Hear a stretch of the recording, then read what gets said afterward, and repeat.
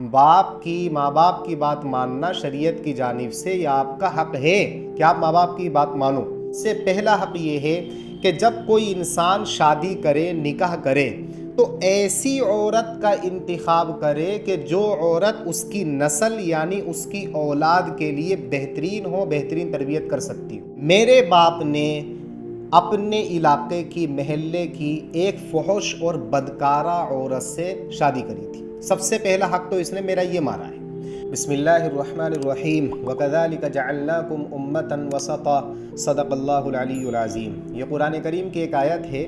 اس میں اللہ تعالیٰ فرماتے ہیں کہ ہم نے اس امت کو یعنی امت محمد کو صلی اللہ علیہ وسلم معتدل بنایا ہے۔ معتدل کا مطلب ایک پہلو یہ بھی ہے کہ حقوق کے معاملے میں سب انسان برابر ہیں۔ ایسا نہیں ہے کہ کسی ایک آدمی پر تو حقوق ڈال دیے گئے لیکن اس کا حق کسی دوسرے پر نہیں ہے، ایسا شریعت میں بالکل نہیں ہے۔ مثال کے طور پر ماں باپ ہیں، اولاد پر ماں باپ کے حقوق شریعت کی جانب سے ڈالے گئے ہیں، ان کے کندھوں پر ان کی ذمہ داری ہے ماں باپ کی فرما برداری کرنا، ان کی بات ماننا، ان کی خدمت کرنا۔ لیکن بالکل بھی ایسا نہ سمجھا جائے کہ ماں باپ پر اولاد کا کوئی حق نہیں ہے۔ ماں باپ کے اوپر بھی اولاد کے حقوق ہیں۔ ایک واقعے سے اس کو سمجھتے ہیں۔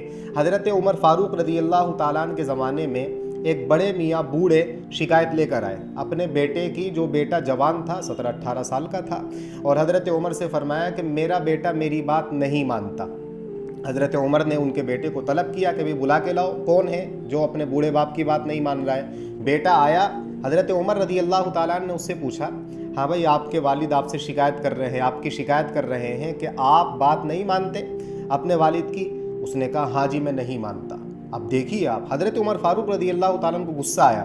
حضرت کے عمر رضی اللہ تعالیٰ عنہ غصے والے تھے شریعت کے معاملے میں، لیکن حق کے سامنے نرم تھے۔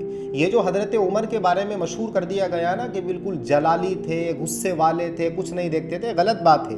جب حق بات حضرت عمر کے سامنے آ جاتی تھی تو حضرت عمر نرم پڑ جاتے تھے اور مکمل پھر انصاف کے ساتھ فیصلے کیا کرتے تھے۔ ایسے ہی یہاں پر جب اس نوجوان نے کہا کہ ہاں نہیں مانتا، تو حضرت عمر رضی اللہ تعالیٰ عنہ تھوڑا نرم پڑے اور انہوں نے سمجھداری کے ساتھ اس کو سلجھانا چاہا اور پوچھا کہ بھئی آپ نہیں مانتے باپ کی بات، کیوں نہیں مانتے؟ اس نے پوچھا میں کیوں مانوں باپ کی بات، آخر میرے اوپر کیا حق ہے باپ کا؟ تو حضرت عمر نے فرمایا کہ حقوق ہیں، باپ کی، ماں باپ کی بات ماننا شریعت کی جانب سے یہ آپ کا حق ہے کہ آپ ماں باپ کی بات مانو۔ جب بیٹے نے یہ سنا، حق کی بات سنی، تو اس نے حضرت عمر سے پوچھا رضی اللہ تعالیٰ عنہ کہ امیر المومنین آپ یہ بتائیں کیا صرف میرے اوپر حقوق ہیں ماں باپ کے؟ ماں باپ کے اوپر میرا کوئی حق نہیں ہے؟ فرمایا بالکل ہے۔ تو اس لڑکے نے کہا کہ آج آپ یہ بتائیے کہ ماں باپ کے اوپر اولاد کے کیا حقوق ہیں؟ اس موقع پر حضرت عمر رضی اللہ تعالیٰ عنہ نے یہ فرمایا تھا کہ ماں باپ کے اوپر اولاد کے 3 حق ہیں۔ یہ سننا چاہیے ہمارے معاشرے کے لوگوں کو، جو اپنی باری جب آتی ہے نا تو حدیثیں اٹھا کے لاتے ہیں بڑے حضرات کہ فلاں قرآن کی آیت، فلاں حدیث، لیکن اس طریقے کے معاملات بھول جاتے ہیں۔ یہ سننا چاہیے غور سے۔ فرمایا کہ 3 حق ہیں، ماں باپ کے اوپر اولاد کے 3 حق ہیں، اور خاص کر جو نوجوان نسل ہے نا وہ بھی سنیں کیونکہ آگے ان کی بھی اولاد ہوگی۔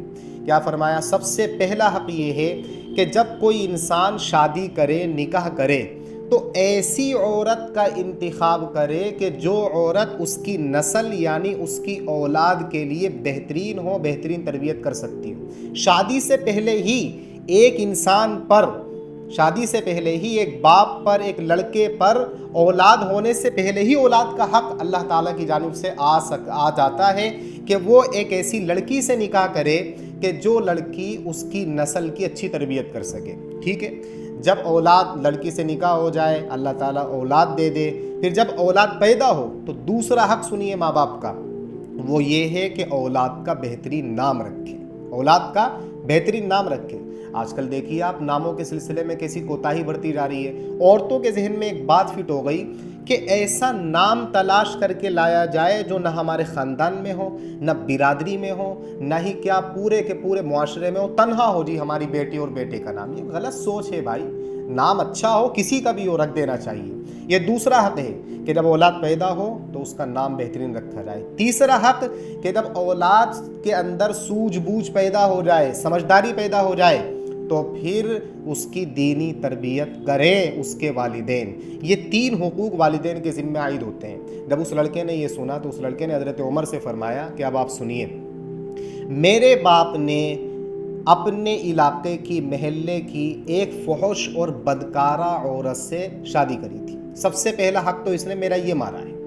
دوسرا حق، جب میں پیدا ہوا تو اس نے میرا نام رکھا ہے جعل۔ جعل کہتے ہیں ایک گندگی کے کیڑے کو عربی کے اندر، وہ میرا نام رکھا ہے جعل۔ اور تیسرا حق دینی تعلیم کا، دینی تربیت کا، تو آج میں 17-18 سال کا ہو چکا ہوں۔ آپ دیکھ لیجئے کہ میرے دین کا کیا حال ہے، مجھے کوئی تعلیم نہیں، کوئی تربیت نہیں دینی۔ حضرت عمر رضی اللہ تعالیٰ عنہ نے جب یہ سنا تو ان بڑے میاں کو بھگا دیا کہ جاؤ یہاں سے، پہلے تم بچوں اپنی اولاد کے یہ 3 حق پورے کرتے، اس کے بعد آپ شکایت لے کر آتے۔ جب آپ نے یہ حق ضائع کر دیے، اب آپ کو شکایت کا کوئی حق نہیں ہے۔ یہ حضرت عمر رضی اللہ تعالیٰ عنہ نے بتا دیا سارے والدین کو کہ پہلے یہ 3 حقوق پورے کریں، اس کے بعد آپ کو حق ہے کہ آپ اولاد کی شکایت کریں۔ اگر یہ 3 حقوق پورے نہیں کیے، پھر اولاد نافرمان نکلتی ہے، تو پھر بڑوں کو، ماں باپ کو اولاد کے سلسلے میں شکایت کرنے کا کوئی حق نہیں ہے۔